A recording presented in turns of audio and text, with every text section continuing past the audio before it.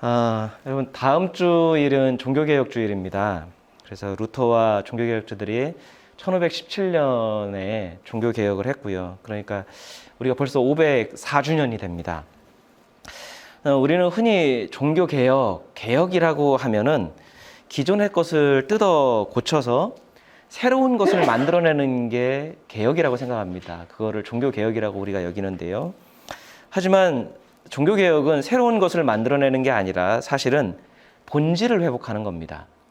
원래 우리가 알고 지켜야 되는 것들을 우리가 지키지 못하고 빗나간 것들을 원상태로 회복시키는 게 사실은 종교개혁입니다. 그러니까 우리의 빗나간 신앙의 태도, 삶, 그거를 본래의 것으로, 즉 성경으로 다시 회복시키는 게 진정한 종교개혁입니다. 사람에게서 아무리 새로운 것이, 참신한 것이 나온다 한들 그게 진정한 진리가 될 수 있을까요? 그게 신앙에 유익할 수 있을까요? 주신 말씀도 제대로 지키지 못하고 우리들에게 편리하고 유리한 대로 뜯어 고치고 변하게 해서 그렇게 사는 것이 우리의 실상인 것을 우리가 알고 있습니다. 그러고 보니 불과 4년 전에 종교개혁 500주년이라고 기독교가 회개운동이니 반성운동이니 하면서 성명서를 발표하고 떠들어댔는데 지금 과연 우리가 그 구호들을 지키고 있는가, 그 분위기와 그 마음을 우리가 지키고 있는가 생각해 봐야 됩니다. 죄송한 말씀이지만 저는 그렇게 떠들어댈 때 그게 오래가지 못할 거라는 짐작을 했습니다. 왜냐하면 그거는 500이라는 숫자에 현혹된 것에 불과합니다. 500주년이 뭐가 중요하고 501주년, 2주년이 뭐가 중요할까? 그건 숫자 노름입니다. 그러니까 500이라는 숫자, 100년에 한 번 돌아온다라는 생각 때문에 뭐라도 해야 될 것 같은 그런 마음 때문에 설레발을 친 거죠. 어떤 면에서 종교개혁 500주년보다 그 전보다요, 지금이 성경에서 또 본질에서 불과 4년 사이에 더 벗어난 것은 아닌지 우려가 됩니다. 여러분, 우리에게는 500, 600 이런 숫자가 중요한 게 아니라 매일매일의 삶을, 본질을 찾기 위해서, 성경으로 돌아가기 위해서, 성경 말씀대로 살기 위해서 부단히 몸부림치는 성실하고 신실한 노력과 애씀이 필요하지, 몇 주년이 되었다고 해서 기념 행사를 하고 하는 그런 것들이 우리에게 중요한 게 아니죠. 그래서 오늘은, 그리고 오늘과 다음 주일은요, 종교개혁에 관련된 그런 말씀들, 예수님의 비유를 한번 보면서 우리가 회복해야 되고 또 우리가 끊어내야 될 것들이 무엇인가, 우리 모습을 한번 반성해보는 시간을 가지려고 합니다. 참 많이 고민하고 안 해도 반대를 했었는데요. 들으면 많은 분들이 좀 불편해할 이야기를 좀 해야 될 것 같습니다. 제 부교육자 시절 이야기인데요. 제가 부교육자로서 한 20년 가까이 사역을 하면서 많은 사랑도 받고 훈련도 받았습니다. 반면에 많은 연단도 받았습니다. 근데 요즘에 부교육자 때를 이렇게 몇 달 동안 이렇게 되돌아보면서 저한테 있어서 참 아쉽고 때로는 참 지속적으로 불합리하다고 생각했던 것들이 쭉 정리가 되는 게 있습니다. 우리는 흔히 목회자는 하나님의 뜻을 위해 부름받은 사람이라고 이야기를 하죠. 그래서 그런 마음으로 교인들을 섬겨야 되고 교회에 봉사해야 되는 게 분명히 목사, 전도사, 목회자의 역할입니다. 만약 그렇다면 하나님께 부름받은 사람이 목회자라고 한다면 신앙에 있어서 우리가 일반적으로 다른 이들보다는 더 신실해야 되고, 그리고 다른 이들보다 더 양심적이어야 됩니다. 그리고 누구보다도 공정해야 되고요. 누구보다도 더 정직하게 살려고 노력해야 됩니다. 그거를 반대로 표현하면 부당한 어떤 일에도 협조해서는 안 되고요. 불의와 불법이 있다면 절대로 타협해서는 안 됩니다. 그 대상이 누구든 막론하고요. 그래서 교회에 어떤 성경적이지 못한 모습이 있으면 그거를 고치고 변화하는데 앞장서야 되는 사람이 분명 목회자입니다. 신앙 공동체 안에 복음에 방해가 되는 요소가 있다면, 그런 부조리한 관습들이 있다면, 전통들이 있다면 그거를 앞장서서 고치려고 해야 되는 게 목회자입니다. 왜요? 그래야 교회가 건강해지고 그런 공동체가 건강해져야 그 안에 있는 신자들이 건강하게 신앙이 세워질 수 있기 때문입니다. 여기에는 그 누구도 예외가 없습니다. 모든 사람이 다 똑같이 적용돼야 됩니다. 직분에 상관없이요. 신앙의 연수에 상관없이 우리의 신앙은 늘 돌아봄과 반성과 돌이킴이 있어야 하나님의 뜻에 조금이라도 가까이 살 수 있는 것이지, 그렇게 해도 사실은 우리가 하나님 뜻대로 온전하게 살아낼 수 없다는 걸 우리가 알아요. 그런데요, 부교육자 시절에 제가 제일 많이 들었던 말이 있습니다. 어디를 가든 누구를 만나든 어느 교회를 가든 제일 먼저 듣고 배우는 게 있습니다. 무슨 말일까요? 짐작하시지 않나요? 부교육자는 담임 목사 말에 무조건 순종해야 된다. 어떤 일이 있어도 부교육자는 담임 목사를 보호해야 되고 변호해야 된다. 심지어 담임 목사가 부정을 저지르고 불법이 있어도 부교육자는 어떻게 해야 됩니까? 무조건 담임 목사 편을 들어야 됩니다. 담임 목사를요 두둔해야 되고요, 교인들 찾아다니면서 설득하고 변호해야 됩니다. 그렇게 해야 좋은 부교육자고요, 교회에 도움이 되는 목회자고요, 그래야 나중에 좋은 교회 가서 성공한 목회자가 될 수 있다. 이게 공식이에요. 어느 가든 저는 이거를 정말 귀에 못이 박히도록 들었습니다. 단 한 번도 내가 잘못할 때, 내가 잘못 나갈 때 직언하고 충고해달라고 하는 분을 진짜 한 번도 만나지 못했습니다. 보니까 인터넷상에는 몇 분 계시더라고요. 그렇게 생각하면 목회를 시작하면서 대체적으로 부교육자들이 제일 먼저 배우는 게 뭘까 생각해 보면 침묵이에요. 타협입니다. 불법을 옹호하는 걸 먼저 배우는 거예요. 잘못된 것을 적극적으로 두둔하는 법부터 배웁니다. 그래야 좋은 목회자로 인정받습니다. 근데 비단 이게 목회자들이 부교육자한테 하는 말일까요? 미안한 말이지만 교인들도 대부분 그렇게 생각하더라고요. 잘못하고 부정을 저지른 담임 목사보다요, 그것을 들추어낸 부교육자가 더 나쁜 놈이 되는 거예요. 교회를 뒤흔드는 이단 같은 존재로 비난받고 쫓겨납니다. 그게 과연 옳을까요? 그럼 과연 그렇게 세워진 교회가 건강한 교회가 되고 그런 교회에 진정한 복음이 있을 수 있을까요? 바른 소리 한마디도 못하도록 만들어 놓고 나중에 그러면 좋은 목회자가 될 것이라고 말하는 건 도대체 성경 어디에서 이야기하고 하나님이 그렇게 말씀하신 적이 있을까요? 여러분, 제가 성경을 보면서요, 제 관점이 삐뚤어져서 있는지는 몰라도 예수님만큼 종교 지도자들 말 안 듣고 반항했던 분이 없는 것 같아요.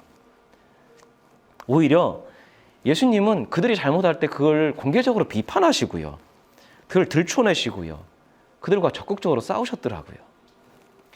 예수님이 만약 한국에서 부교육자 생활을 했다면요, 시작도 못하고 처음부터 임지도 없이 쫓겨났을 겁니다. 교단에서 찍혀서요, 목회 사역은커녕 딴 데로 옮겼어야 될 것 같아요. 예수님은 누구보다 성전의 소중함을 아셨지만 뭐라고 말씀하셨나요? 부패한 성전에 대해서 성전이 돌 위에 돌 하나 남지 않고 허물어질 거라고 말씀하시는. 누구보다 율법을 존중하신 분이 예수님입니다. 그런데도 불구하고 율법보다 더 중요한 본질이 있다는 걸 가르쳐 주시기 위해서 안식일도 어기고 정결법도 어기셨어요. 왜요? 그거보다 더 중요한 게 있다. 그게 본질이 아니다. 가르쳐 주려고요. 또 대제사장이라고 해서, 대제사장이라고 하면은 우리식으로 하면 지금 누굴까요? 교단 총회장 정도 되겠죠. 또 다른 바리새파 사람들을 비롯해서 율법학자들의 말을 안 들으셨어요. 그러니까 우리로 이야기하면 담임 목사 말, 목사들 말 안 들은 거예요, 예수님. 그들을 위하여 침묵하지 않으셨어요. 그들이 예수님한테 지속적으로 했던 말이에요. 침묵을 강요해서 너 그렇게 하지 마, 그렇게 말하지 마. 침묵을 강요하고요, 자신들의 말을 들을 것을 강요했지만 예수님이 그들의 말을 들으셨나요? 안 들으셨어요. 왜요? 그들이 이야기하는 게 하나님의 뜻이 아니었기 때문이에요. 종교적인 권력이나 어떤 종교적인 위치에서는 그들이 그게 맞을지는 모르겠지만 그들이 이야기하는 게 하나님이 말씀하신 원래의 의도가 아니었어요. 그게 신앙의 본질이 아니었기 때문에 예수님이 안 들으셨어요. 그러니까 오늘 본문인 예수님의 이 비유의 말씀도 저한테는 그렇게 익히는 거예요. 그게 맞는지 안 맞는지는 우리가 한번 들으면서 목사가 설교한다고 그냥 무조건 받지 말고 맞는지 안 맞는지 한번 생각을 하셨으면 좋겠습니다. 오늘 본문의 말씀에서 보면 예수께서 당시 사람들, 그 당시의 세대의 사람들을 이렇게 비유하셨습니다. 우리 본문 말씀 같이 읽겠습니다. 이 세대를 무엇에 비길까? 마치 아이들이 장터에 앉아서 다른 아이들에게 이렇게 말하는 것과 같다. 우리가 너희에게 피리를 불어도 너희는 춤을 추지 않았고 우리가 곡을 내도 너희는 울지 않았다. 예. 우리가 잘 아는 비유의 말씀입니다. 예수님 당시에 있는 사람들의 행동, 믿는 사람들의 그 신앙의 모습이 뭐하고 똑같다고요? 장터에서 모여서 노는 애들 모습하고 똑같다. 애들이 하는 거하고 똑같다라고 말씀하시는 거예요. 자, 애들이 모여서 장터에 모여서 우리 어렸을 때 생각해 보면 있죠. 장터에 모여서 놀이를 내요. 근데 아이들이 모여서 놀다 보면은 꼭 어떤 애들이 있어요? 놀이를 주도하는 애들이 있습니다. 보통은 누가 주도해요? 힘이 있든지, 집이 잘 살아도 돈이 있든지, 인기가 있는 애들이 야, 뭐 하자, 뭐 해 라고 하면 애들 거기에 다 따라가는 거예요. 제가 자란 동네도 5일장에 서는 그런 곳이었기 때문에 그 당시에는 진짜 장이 컸어요. 장터가 크게 있었습니다. 같은 초등학교를 다녔는데도요, 동네에 돌아오면 나뉘어요. 장터파와 장터 외곽에 사는 비장터파. 저는 어느 곳이었을까요? 저는 외곽 쪽이었습니다. 농사를 주로 하는 쪽, 비외곽 쪽, 외곽 쪽, 그리고 이제 좀 장사나 이런 것들을 하는 장터파가 있어요. 근데 장터파 애들이 가끔 가서 하는 이 노는 모습들을 보면 대체로 보면은 싸움 제일 잘하거나 힘 있는 아이가 하자는 대로 애들이 다 따라해요. 어떤 놀이든. 그날 야구하자고 하면 야구해야 되고요. 아니면 요즘에 한창 하는 그 오징어 게임 하자면 그걸 해야 되고 주로 그렇게 해야 되는 거예요. 그러니까 예수님 보실 때 예수님 당시도 마찬가지였던 것 같아요. 아이들이 모여서 함께 즐겁게 장터에 모여서 놀고 있습니다. 근데 어느 날은 피리를 불면서 노는 거예요. 그러니까 누군가 피리를 불면 춤을 추는 거예요. 어떤 때는 아이들이 모여서 장례식 놀이를 합니다. 장례식에서 봤던 것들을 이렇게 따라하면서 누군가가 곡을 하면 울어야 되는 거예요. 그런데 꼭 그 중에서 이 놀이가 마음에 안 든다고 반항하는 애들이 꼭 있지요. 말을 안 듣는 애들이 있어요. 그러니까 그 아이들 때문에 이게 게임이 재밌게 한 방향으로 가야 되는데 어수선해지는 거예요. 놀이가 제대로 되지 않고 망치는 겁니다. 그러면 그 놀이를 주도했던 힘 있는 애들이 어떻게 하는 거예요? 기분이 나쁘죠. 그럼 어떻게 해요? 걔 데려다 혼내야 되는 거예요. 때려야 되는 거예요. 그러니까 뭐라고 이야기를 해요? 우리가 너희에게 같이 춤추자고 해도 춤추자고 피리를 불어도 너 왜 춤 안 춰? 라고 이야기하고요. 우리가 지금 장례식 놀이를 해서 곡을 하는데 너 울어야 되는데 왜 안 울어? 라고 이야기를 합니다. 그러니까 협조하지 않는 그 비협조적인 태도를 비난하는 거죠. 놀이를 망친 것에 대해서 책임을 전가하고 원망을 하는 거예요. 그러니까 예수님이 보실 때 이스라엘의 그 신앙의 모습, 그 모습이 딱 애들이 장터에서 앉아서 노는 모습하고 똑같았던 거예요. 그럼 우리가 여기서 몇 가지를 생각해 봐야죠. 자, 장터에 앉은 그 아이들은 누굴까요? 같이 곡하고 피리를 불었던 애들은 누구고, 그 피리를 불고 곡을 하는데도 불구하고 놀이를 망치면서 춤추지 않고 울지 않은 그 애들, 비난받은 애들은 누구고, 그리고 피리를 불어도 춤추지 않았다는 건 무슨 의미이고, 곡을 내도 울지 않았다는 건 무슨 의미일까요? 뭘 빗대서 말씀하신 걸까요? 먼저 우리가 이 이야기의 시작이 되는 사건이 있습니다. 우리가 11장 앞쪽에서 보면, 자, 그 세례 요한이 헤롯에 의해서 감옥에 갇혀 있습니다. 감옥에 갇혀 있는데 예수님에 대한 소식이 자꾸 들리는 거예요. 그래서 제자들을 보내서 한 가지 사실을 좀 확인하려고 하는 거예요. 예수님이 자신들이 기다리던 메시아 그리스도가 맞는지 세례 요한이 본인이 직접 올 수 없으니까 제자들을 보내서 확인하는 장면이 나옵니다. 우리 마태복음 11장 2절 3절 같이 읽겠습니다. 그런데 요한은 그리스도께서 하신 일들을 감옥에서 전해 듣고 자기의 제자들을 예수께 보내어 물어보게 하였다. 오실 그분이 당신이십니까? 그렇지 않으면 우리가 다른 분을 기다려야 합니까? 이 이전에 세례 요한은 예수님께 세례를 준 적이 있습니다.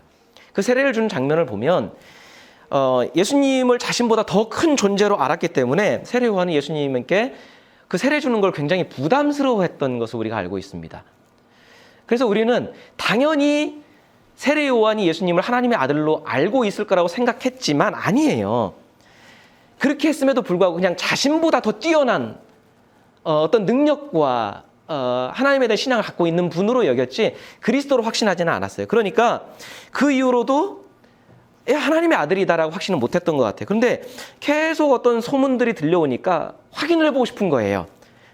그 오실 그분, 우리가 기다리는 그리스도, 당신이 그분 맞습니까? 한번 확인하는 거죠. 그러니까 예수님이 그 세례 요한이 보낸 그 제자들의 질문에 가타부타 얘기하시는 게 아니라 뭐라고 얘기하세요?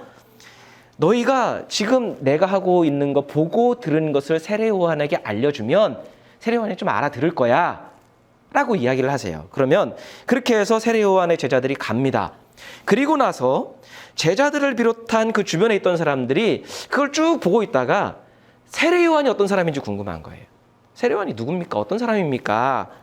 라고 하니까 뭐라고 하시냐면은 세례 요한은 광야의 선지자다. 선지자 같은 사람이다. 광야에서 좀 하나님 말씀대로 신실하게 사는 사람이다. 그는 그리스도의 길을 준비하는 사람이다. 그래서 심지어 뭐라고까지 표현하세요? 여자가 낳은 사람 중에 가장 큰 사람이 세례 요한이다. 그렇게 칭찬을 하세요. 그러면서 뭐라고 말씀하시냐면 세례 요한이 했던 그 사역이 하늘나라와 관련이 있었다는 의미로 이런 말씀을 하십니다. 우리 11장 13절 말씀입니다. 세례자 요한 때로부터 지금까지 하늘나라는 힘을 떨치고 있다. 그리고 힘을 쓰는 사람들이 그것을 차지한다. 자, 예수님의 말씀을 따르면 세례 요한이 했던 모든 사역은 하늘나라를 위한 사역이었습니다. 세례 요한의 사역을 통해서 하늘나라가 활발하게 세워지고 있다는 거예요. 그 전에는 하늘나라가 감추어져 있고 뭔가 미심쩍고 어수선하고 존재조차도 없었는데 세례 요한이 했던 그 사역들을 통해서 하늘나라가 힘을 떨치고 있다. 그때부터 힘을 얻었다라고 하는 거예요. 근데 반면에 어떤 그 세례 요한의 사역은 하늘나라를 위함에도 불구하고 어떤 이들은 뭐예요? 하늘나라를 뭐예요? 힘으로 차지하려고 한다. 하늘나라를 힘으로 차지하려고 했다는 거예요. 그 말씀을 하시고 나서 오늘의 비유의 말씀을 하신 겁니다. 종합해보면 세례 요한은 하나님께 부름받은 대로 신실하게 하늘나라를 세워가고 있었고요. 반면에 어떤 이들은 그걸 방해하면서 힘으로 하늘나라를 차지하려고 자기들이 독차지하려고 했었다. 그게 지금 말하고 있는 배경이고 현실이라는 겁니다. 예수께서는 그 모습을 장터에서 놀고 있는 아이들, 힘으로 놀이를 주도하고 있는 아이들과 그 말을 듣지 않아서 비난을 받고 있는 아이들에 비유하신 거예요. 그러니 어느 한쪽은 뭐예요? 하늘나라를 위해서 열심히 살아가고 있는 쪽이고 다른 한쪽은 자기가 가진 힘과 권력으로 하늘나라를 독차지하려고 하는 쪽이 되는 거예요. 이걸 염두에 두고 그 다음 구절을 읽으면 이해가 됩니다. 우리 18절 19절 말씀입니다. 요한이 와서 먹지도 않고 마시지도 않았다. 그러니까 사람들이 말하기를 그는 귀신이 들렸다 하고 인자는 와서 먹기도 하고 마시기도 하니 그들이 말하기를 보아라 저 사람은 마구 먹어대는 자요 포도주를 마시는 자요 세리와 죄인의 친구다 한다. 그러나 지혜는 그 한 일로 옳다는 것이 입증되었다. 그러니까 종합적으로 말씀하시는 거죠. 자, 우리는 지금까지 장터에 앉은 이 노는 아이들의 비유를 어떻게 배웠나요? 피리를 누가 부는 거예요? 곡을 누가 하는 겁니까? 예수님이 한다고 생각했습니다. 예수께서 피리를 불어도 사람들이 듣고 감흥이 없어요. 예수님이 곡을 내서 울어야 된다라고 하는데도 사람들이 회개를 하지 않고 울지 않는다고 그렇게 배웠습니다. 그거를 그 세태를 꼬집는 걸로 우리는 배웠습니다. 예수께서 어떤 하늘나라 메시지를 전해도 마음이 완악한 그들은 듣지도 않는 것을 비유하신 것으로 들었습니다. 그렇기 때문에 신자들도 세상의 신자들이 복음을 전해도 듣지도 않고 울고 회개한다고 해도 무시하는 그 현실을 지적한 거라고 우리는 그렇게 배웠습니다. 하지만 우리가 문맥의 앞뒤를 놓고 읽어보면 제가 볼 때는 오히려 반대예요. 피리를 불고 곡을 나는 쪽은 누구예요? 피리를 불 때 사람들한테 춤춰라, 곡을 나니까 울어라 말하는 사람 누구예요? 힘을 가진 사람이잖아요. 그 당시 힘을 가진 사람 누굽니까? 대제사장, 바리새파 사람들. 그들이 힘을 갖고 사람들한테 너희들 우리가 시키는 대로 해야 돼. 너희들 우리하고 같이 놀려면 이렇게 해야 되라고 이야기하는 거예요. 그들이 사람들을 모아놓고 춤춰, 때로는 울어 강요하는 거예요. 자신들의 말을 듣지 않으면 어떻게 해요? 니네 천국 못 가, 하나님 나라 못 가 이야기하는 거예요. 그런데 그렇게 해서 사람들이 대체적으로 다 따라오는데 말을 안 듣는 사람들이 나타난 거예요. 본문의 말씀을 보면 누굽니까? 세례 요한하고 예수님이에요.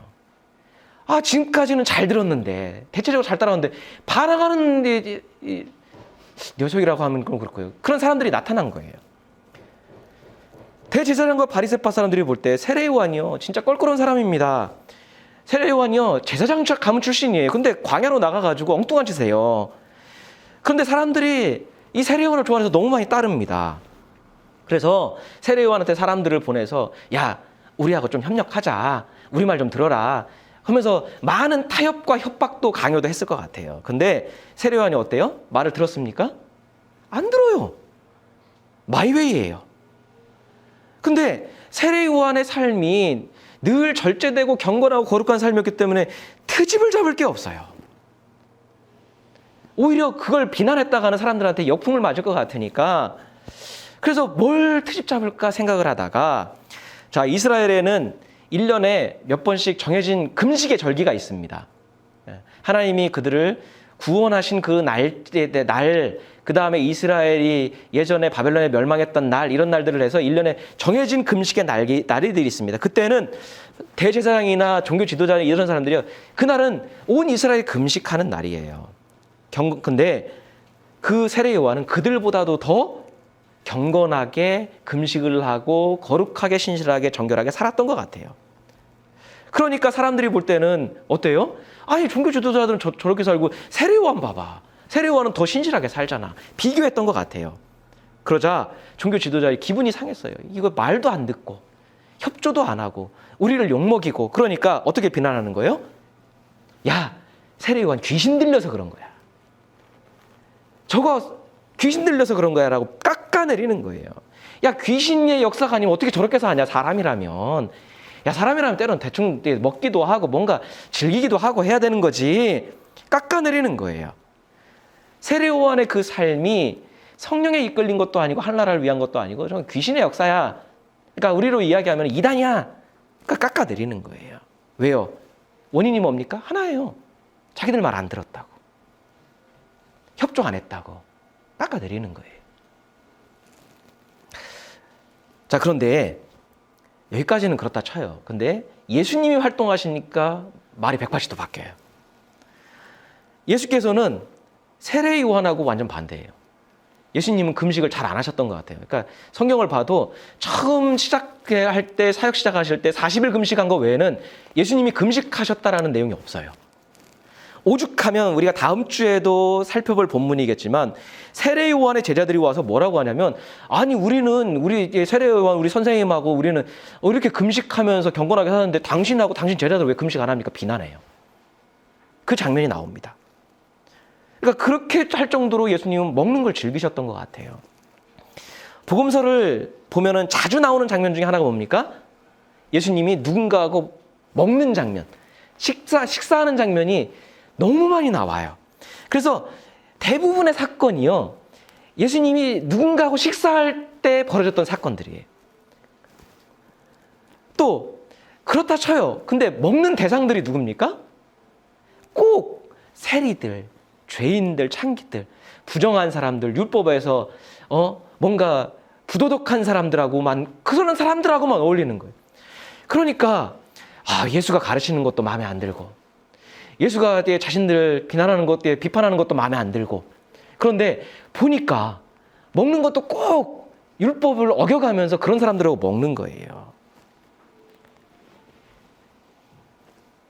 예수님은 꼭 그런 사람들하고 어울린 거예요. 그러자 사람들이 뭐라고 이야기를 합니까? 야, 봐라, 저 사람은 마구 먹어대는 사람이고 포도주를 마시는 사람이 세리와 죄인의 친구다. 좋은 말 아니에요.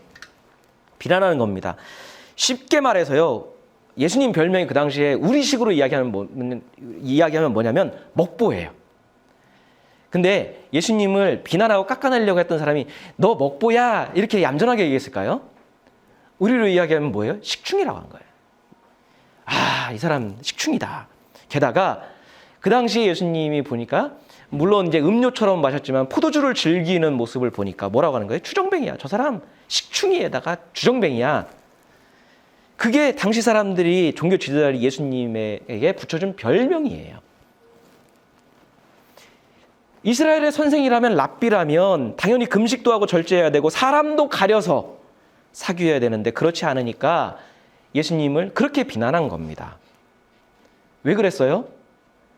야, 곡해야 돼. 우리 말대로 해야 돼. 따라야 돼. 시켰는데 예수님이 안 따른 거예요. 보니까 세례요한과 예수님 말 참 안 듣는 사람들입니다. 시키는 대로 안 해요. 하나님께 제사를 드리는 그 주관하는 대제사장 말 안 들어요. 율법의 전문가인 율법학자들의 말 안 들어요.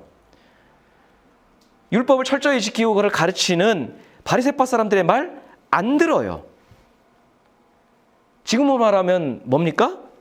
다임 목사 말 참 안 들어요. 목회자들 말 안 듣는 거예요. 여러분, 그러면 그들이 예수님과 세례요한을 비난한 것처럼 세례요한과 예수님이 잘못한 겁니까? 신앙적으로? 잘못한 건가요? 하나님의 뜻을 거스르는 삶을 산 건가요? 우리 그렇게 생각합니까? 그렇게 생각 안 해요, 우리는. 우리 중 그 누구도 그리스도인을 누구한테 물어봐도 세례요한과 예수님 잘못했다고 하는 사람 단 한 사람도 없습니다. 다 잘했다고 그래요.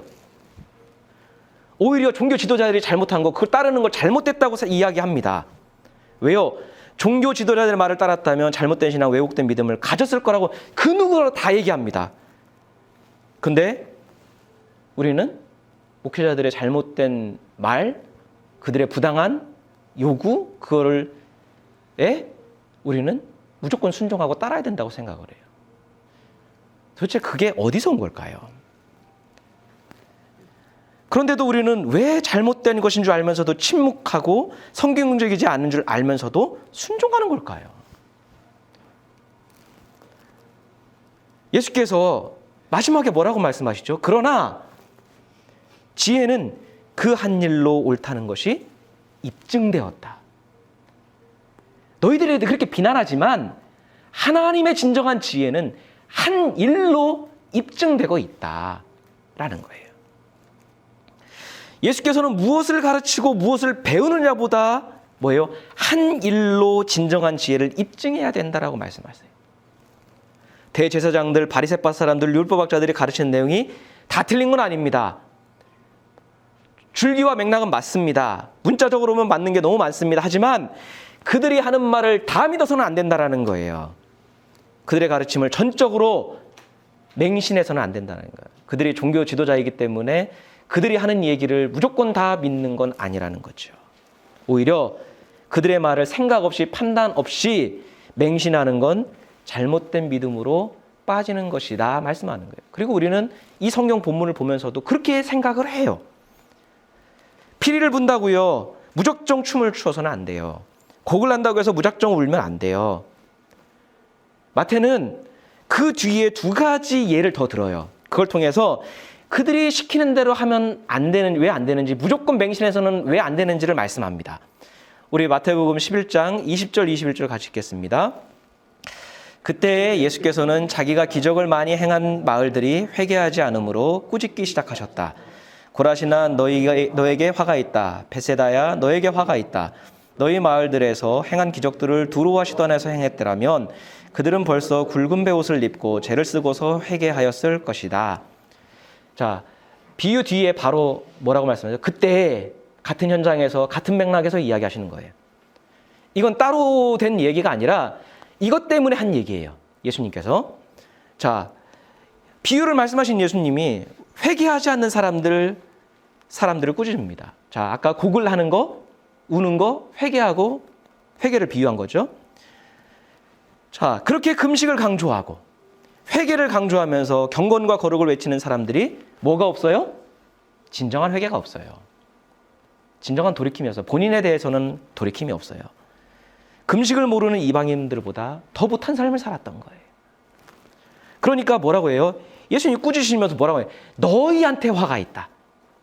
너희가 외치는 회개 메시지를 안 들은 사람들이 화가 있는 게 아니라 오히려 그렇게 하면서 진정한 회개가 없는 너희한테 화가 있다 말씀하시는 거예요. 그들의 금식과 회개는요, 형식적인 거고요. 사람에게 위한 겉포장이라는 거예요. 또 하나 얘기하시는 게 있습니다.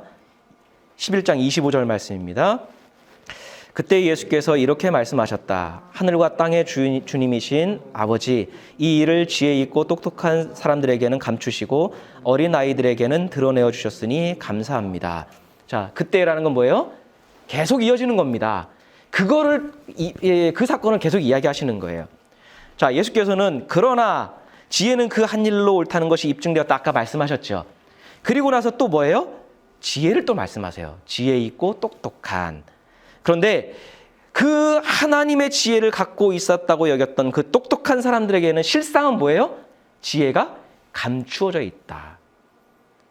그들이 말하는 지혜는 하나님의 지혜가 아니다. 오히려 그들은 지혜는 뭐예요? 어리석다고 여겼던 사람들, 연약한 사람들, 그 사람들에게 하나님의 지혜가 드러났다고 말씀하는 거예요. 그러니까 스스로 똑똑하다고 여겼던 대제사장 바리새파 사람들, 율법학자들이 가르친 그 지혜는 하나님의 지혜가 아니었다라는 거예요. 그런데도 그들은 어떻게 해요? 자기들 말 안 들으면 사람들을 배척시켰고요. 소외시켰습니다. 하나님 나라 못 간다고 했습니다. 예수께서 늘 식탁에 초대하신 세리와 죄인들은 그런 이유로 인해서 따돌림 당하고 배척당한 사람들이에요. 자신들의 기준에 맞지 않으니까 죄인이라고 정죄해버리고요. 따돌리고요. 그리고 공동체에 못 들어오게 하고요. 너희는 하나님 나라 못 간다고 정죄해버리고요. 판단해버려요. 그리고 나서 그렇게 자신들의 말을 듣지 않는 세례 요한은 귀신 들린 사람이고 예수님은 먹보의 주정뱅이라고 모함하면서 다시 배척하려고 하는 거예요. 왜요? 자기들을 안 따르니까. 자기들 말 안 들으니까 자기들 스스로가 니네 하나님 나라 못 가. 이 얘기하는 거예요. 여러분, 만약에 그들의 가르침이 진짜 진정한 하나님의 뜻이었다면 사람들이 어떻게 됩니까? 그 안에서, 그 가르침 안에서 위로와 평강을 누렸어야 되고요. 하나님의 그 사랑과 그 복음과 말씀 안에서 그들이 회복이 되어야 정상인 거예요. 하나님의 은혜 가운데 하늘나라에 대한 소망으로 가득 차야 돼요. 하지만 그 종교 지도자들이 하나님 뜻을 강조할수록 사람들이 어떻게 합니까? 하나님 말씀을 가르칠수록 사람들은 숨이 막히는 거예요. 지치는 거예요. 힘들어지는 거예요. 그들이 하나님 뜻을 가르치면 가르칠수록 하늘나라는 그들의 삶에서 점점 멀어지는 거예요. 불가능해요. 다른 세상 얘기예요. 아득해져 가는 거예요. 하늘나라를 자신들에게 주어진 힘과 그 권력으로 차지하려고 했던 그 사람들 때문에 많은 사람들이 하늘나라의 꿈을 포기하는 거예요. 그런데 예수님의 식탁 안에서 예수님과 함께 식사하면서 이들이 위로를 얻는 거예요. 다시 하늘나라에 대한 꿈을 꾸는 거예요. 왜요? 예수님은 그들한테 야, 내가 피를 불면 춤춰. 내가 곡을 하면 니네 울어. 그렇게 말씀하지 않으세요. 지치고 상한 그들을 안으시고요. 품으시고요. 위로하시는 거예요. 그 위로와 사랑 안에서 이들이 꿈을 꾸는 거예요. 아, 나도 하나님 나라 백성이구나. 나도 하나님 나라에 갈 수 있구나. 그러니까 우리가 잘 아는 이 뒤에 후반절에 무슨 얘기가 나옵니까? 우리가 잘 아는 말씀 있죠. 수고하고 무거운 짐을 진 사람들은 모두 나한테 와라. 내가 너희한테 쉼을 주겠다. 결론적으로 그렇게 말씀하시는 거예요. 여러분, 천국은 누구나의 것이 될 수 있습니다. 특정 직분과 힘을 소유한 이들의 판단과 가르침에 달려있지 않아요. 설교하고 있는 제가 누군가에 대해서 정죄하고 판단하고 가를 수 없어요. 제 말 안 듣는다고 해서 천국 못 가는 거 아니고요. 그렇다고 꼭 어겨야 천국 간다는 얘기도 아니고요. 천국에 대한 전적인 소유권이나 천국에 들어갈 수 있는 판단을 전적으로 위임받은 사람은 아무도 없어요. 그렇게 이야기하는 사람은 그 사람이 이단이에요. 종교 지도자들은 천국을 자신들이 차지하고 있다고, 천국 입구에 서서 천국에 들어갈 자격을, 그 여부를 결정지을 권한이 자신들에게 있다고 여기는 것 같아요. 믿는 것 같아요. 그렇게 천국을 힘으로 차지하고 있던 거예요. 그들의 눈밖에 나면, 그들한테 인정받지 못하면 천국에 들어가지 못한다고 가르치는 거예요. 그리고 지금도 그 일이 수천 년째 반복되고 있습니다. 마치 목회자의 말이 전적으로 하나님 뜻인 것처럼, 목회자가 천국의 재판관인 것처럼 여기고 있습니다. 만약에 그게 진실이었다면 지금 교회와 기독교가 어떻게 되었을까요? 근데 우리가 느끼는, 세상에서 듣는 기독교에 대한 평가, 교회에 대한 평가는 어떻습니까? 그거 우리 진지하게 돌아보고 반성해 봐야 됩니다. 우리 자신이 어떤 신앙과 누구의 말을 듣고 있는지 한번 봐야 됩니다.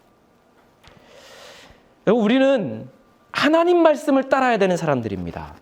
근데 목회자의 말을 따르는 게 문제예요. 우리는 예수님을 믿고 예수님을 따라야 되는 사람인데 목사를 믿는 게 문제예요. 믿지 말라는 얘기가 아니라 맹신해서는 안 된다는 거죠. 목사가 진짜 바르게 하나님 뜻을 향해서 살면, 그 가르침 존중하고 그 가르침대로 따라오면 그래도 나은 생활을 하겠죠. 그런데 그렇지 않다면 말을 안 듣는 게 정상이죠. 세례요한처럼, 예수님처럼 오히려 말을 안 듣는 게 정상입니다. 그게 신앙입니다. 그게 진짜 믿음입니다. 목사의 성경을 하는 삶을 목사라는 이유로 따르고 보호하는 건 맹신입니다.